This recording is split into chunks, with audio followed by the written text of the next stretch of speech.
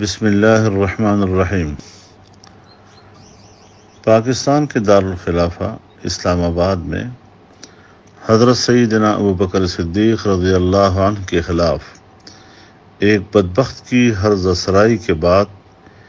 یوم عاشوراء کے موقع پر کراچی میں سر بازار جماعت صحابہ رضوان اللہ تعالی علیہم اجمعین کی معتبر و محترم شخصیات کے خلاف لعن طعن کا سر بازار بازاری زبان کا استعمال امت مسلمہ کے جذبات کو مشتعل کرنے کا سبب بنا ہے۔ میرے خیال میں یہ سب کچھ فرقہ وارانہ تعصبات کو بھڑکانے اور ملک میں خون خرابہ کرنے کی منظم سازش کا حصہ ہے۔ ریاست کی ناک کے نیچے یہ سب کچھ ہو رہا ہے، جہاں اس کا فرض بنتا ہے کہ وہ ایسی صورتحال کا فوری اور سخت نوٹس لے اور ایسے افراد کے خلاف مؤثر اقدامات بروئے کار لائے، لیکن ریاست و حکومت کا خاموش رویہ اس بات کا اشارہ دیتا ہے کہ ایسی سازش کے پیچھے ریاست و حکومت کا کوئی گوشہ ضرور کار فرما ہے۔ ایسے بدبخت اور بدگو عناصر کے رسوا کن اور اشتعال انگیز رویوں کے خلاف اہل سنت والجماعت کا رد عمل ایک فطری امر ہے، تاہم انہوں نے تحمل و برداشت کا دامن تھامے رکھا ہے۔ ایسے موقع پر ضروری ہے کہ اہل تشیع کے معتدل اور معاملہ فہم اکابرین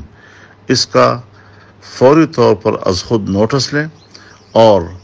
اپنے صفوں کے اندر اس قسم کے عناصر کی مذمت بھی کریں اور اس صورتحال کو قابو کرنے کے لیے اپنا کردار ادا کریں۔ میں پورے ملک کے عوام سے اپیل کرتا ہوں کہ اس قسم کے اشتعال انگیز رویوں کے پیچھے ان سازشوں پر بھی ہماری نظر ہونی چاہیے جو ایسے مواقع پر مختلف اطراف سے وہ ملک کو خون خرابی کی طرف دھکیلنا چاہتے ہیں۔ اس لحاظ سے پاکستان کا امن، امت مسلمہ کا امن، قوم کا امن یہ ہماری اولین ترجیح ہے،